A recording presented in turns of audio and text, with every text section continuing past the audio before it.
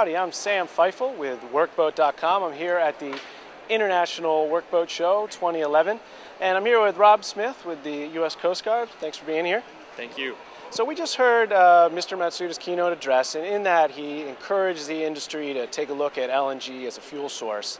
But obviously when you go with a new fuel source, you've got new concerns. Some of those surround standards. What do you do around standards, and how is your involvement with that?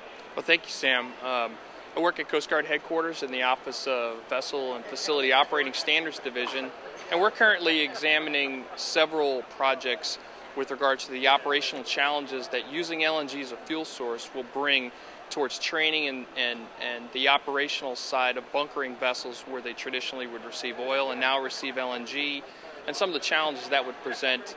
Obviously, using LNG as a fuel source brings a whole different sort of challenges with regards to engineering and design standards that these vessels would have to meet. We have several projects that are in concept review, but also some that are in construction as well. While these are challenges, there's obviously benefits associated with LNG as a fuel source with regards to emission standards, as well as liability issues with carrying oil. So our viewers out there, they're in the workboat industry. Some of them might be operators, some of them might be vessel construction. What do you think is the thing they should be keeping their eye on the most about LNG? If they need to sort of pipe up and make their voice heard, what are the issues that they should be paying attention to the most?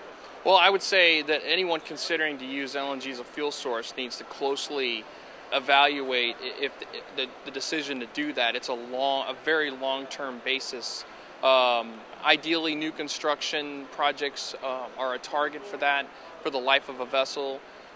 Even more challenging are retrofitting vessels that are in existence, because you're taking a culture where you've received fuel as an oil and then suddenly switching it with LNG as a fuel source, and some of that culture changes that would need to take place to ensure it's done safely and efficiently is a challenge. But I think the best thing to happen is what we're doing here today, is just having an open dialogue on it and discussing it. And the more we can learn from Europe, who's been doing this for 10 or 15 years, lessons learned, best practices, and implement them in this country, I think it can certainly help with a lot of the challenges we have in the maritime industry. Well, great. Thanks, Commander Smith, for being here with us today. I appreciate it. Well, thank you to WorkBoat. Thank you, Sam. Thank you. And thank you all for watching. We'll see you next time.